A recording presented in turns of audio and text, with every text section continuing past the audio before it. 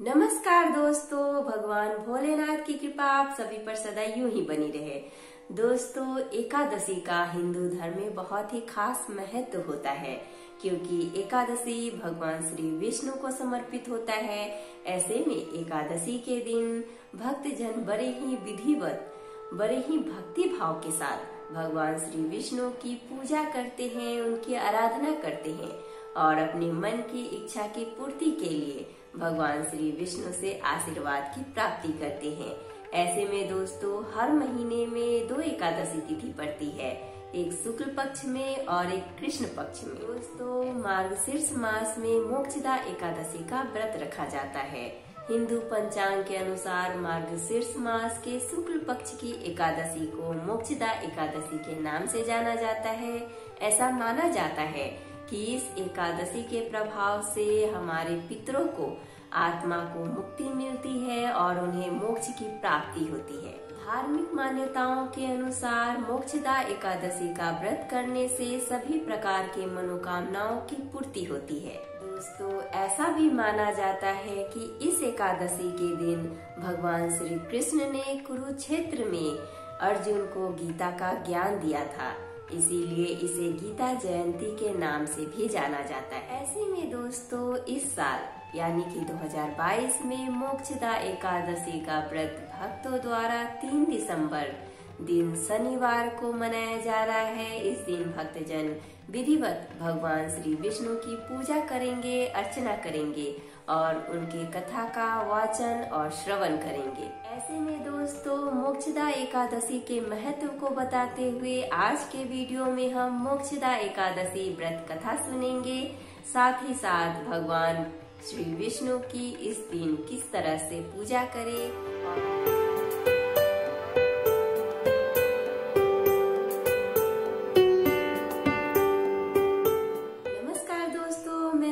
आप सभी का तहे दिल से स्वागत करती हूँ अपने YouTube चैनल कथा कहानी शिल्पी की जुबानी में। दोस्तों, इस चैनल के माध्यम से मैं आप सभी को हर तरह की कथा और कहानी सुनाऊंगी। अगर आपको मेरी तरह कथा और कहानी सुनना पसंद है तो प्लीज हमारे चैनल कथा कहानी शिल्पी की जुबानी को सब्सक्राइब कर लीजिए। और हाँ दोस्तों, अगर आपकी भी कोई कथा और कहानी है जो मेरी जुबानी सुननी है तो प्लीज हमें कमेंट बॉक्स में कमेंट करके जरूर बताइए। तो चलिए दोस्तों, बैठे बैठे क्या करें, करना है कुछ काम। सुनते हैं आज के मोक्षदा एकादशी व्रत कथा पूजा विधि के साथ, लेके भगवान विष्णु का नाम। मोक्षदा एकादशी के दिन सुबह सवेरे उठकर स्नान आदि से निवृत्त हो ले। इसके बाद घर के मंदिर की सफाई करें।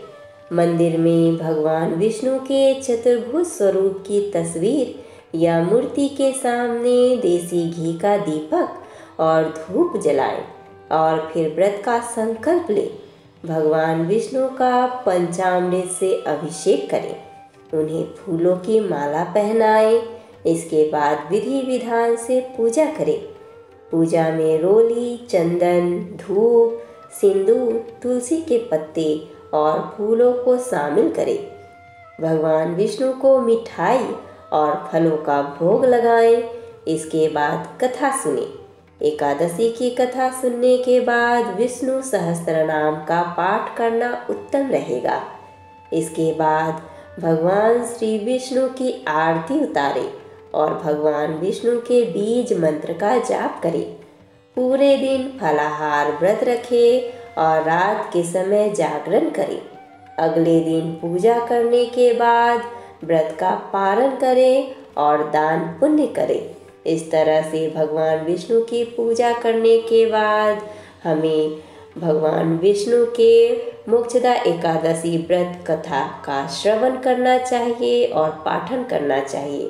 तो चलिए अब हम मोक्षदा एकादशी व्रत कथा सुनते हैं। महाराज युधिष्ठिर ने कहा, हे भगवान, आप तीनों लोकों के स्वामी, सबको सुख देने वाले और जगत के पति हैं। मैं आपको नमस्कार करता हूँ। हे देव, आप सबके हितैषी हैं, अतः मेरे संयम को दूर कर मुझे बताइए कि मार्गशीर्ष एकादशी का क्या नाम है। उस दिन कौन से देवता का पूजन किया जाता है और उसकी क्या विधि है, कृपया मुझे बताएं। भक्त वत्सल भगवान श्री कृष्ण कहने लगे कि धर्मराज, तुमने बड़ा ही उत्तम प्रश्न किया है। इसके सामने से तुम्हारा यश संसार में फैलेगा। मार्गशीर्ष शुक्ल एकादशी अनेक पापों को नष्ट करने वाली है। इसका नाम मोक्षदा एकादशी है। इस दिन दामोदर भगवान की धूप दीप नैवेद्य आदि से भक्ति पूर्वक पूजा करनी चाहिए। अब इस विषय में मैं एक पुराणों की कथा कहता हूँ। गोकुल नाम के नगर में वैखानस नामक राजा राज्य करता था। उसके राज्य में चारों वेदों के ज्ञाता ब्राह्मण रहते थे। वह राजा अपनी प्रजा का पुत्रवत पालन करता था। एक बार रात्रि में राजा ने एक स्वप्न देखा कि उसके पिता नरक में हैं। उसे बड़ा आश्चर्य हुआ। प्रातः वह विद्वान ब्राह्मणों के पास गया और अपना स्वप्न सुनाया। कहा, मैंने अपने पिता को नरक में कष्ट उठाते देखा है। उन्होंने मुझसे कहा कि हे पुत्र, मैं नरक में पड़ा हूँ, यहाँ से तुम मुझे मुक्त कराओ। जब से मैंने अपने पिता के ये वचन सुने हैं, तब से मैं बहुत बेचैन हूँ। चित्त में बड़ी अशांति हो रही है। मुझे इस राज्य, धन, पुत्र, स्त्री, हाथी, घोड़े आदि में कुछ भी सुख प्राप्ति नहीं होता। क्या करूं, बताइए। राजा ने कहा, हे ब्राह्मण देवताओं, इस दुख के कारण मेरा सारा शरीर जल रहा है। अब आप कृपा करके कोई तप, दान, व्रत आदि ऐसा उपाय बताइए जिससे मेरे पिता को मुक्ति मिल जाए। उस पुत्र का जीवन व्यर्थ है जो अपने माता पिता का उद्धार न कर सके। एक उत्तम पुत्र जो अपने माता पिता तथा पूर्वजों का उद्धार करता है, वह 1000 मूर्ख पुत्रों से अच्छा है। जैसे एक चंद्रमा सारे जगत में प्रकाश कर देता है, परंतु हजारों तारे नहीं कर सकते। ब्राह्मणों ने कहा, हे राजन, यहाँ पास ही भूत, भविष्य, वर्तमान के ज्ञाता पर्वत ऋषि का आश्रम है। आपकी समस्या का हल वे जरूर करेंगे। ऐसा सुनकर राजा मुनि के आश्रम पर गया। उस आश्रम में अनेक शांतचित्त योगी और मुनि तपस्या कर रहे थे। उसी जगह पर्वत मुनि बैठे थे। राजा ने मुनि को साष्टांग दंडवत किया। मुनि ने राजा से संगोपांग कुशल पूछी। राजा ने कहा कि महाराज, आपकी कृपा से मेरे राज्य में सब कुशल है, लेकिन अकस्मात मेरे चित्त में अत्यंत अशांति होने लगी है। ऐसा सुनकर पर्वत मुनि ने आंखों बंद की और भूत विचारने लगे। फिर बोले, हे राजन, मैंने योग के बल से तुम्हारे पिता के कुकर्मों को जान लिया है। उन्होंने पूर्व जन्म में कामातुर होकर एक पत्नी को रति दी, किंतु सौत के कहने पर दूसरे पत्नी को ऋतुदान मांगने पर भी नहीं दिया। उसी पाप कर्म के कारण तुम्हारे पिता को नरक में जाना पड़ा। तब राजा ने कहा, इसका कोई उपाय बताइए। मुनि बोले, हे राजन, आप मार्गशीर्ष एकादशी का उपवास करें और उस उपवास के पुण्य को अपने पिता को संकल्प कर दे। इसके प्रभाव से आपके पिता की अवश्य नरक से मुक्ति होगी।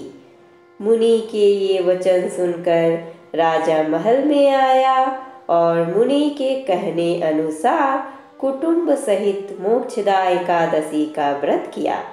इसके उपवास का पुण्य उसने पिता को अर्पण कर दिया।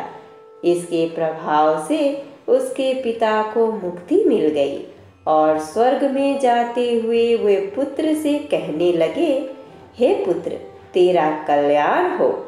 यह कहकर स्वर्ग चले गए।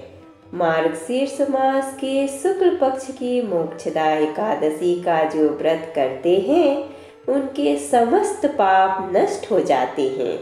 इस व्रत से बढ़कर मोक्ष देने वाला और कोई व्रत नहीं है। इस कथा को पढ़ने या सुनने से वाजपेय यज्ञ का फल मिलता है।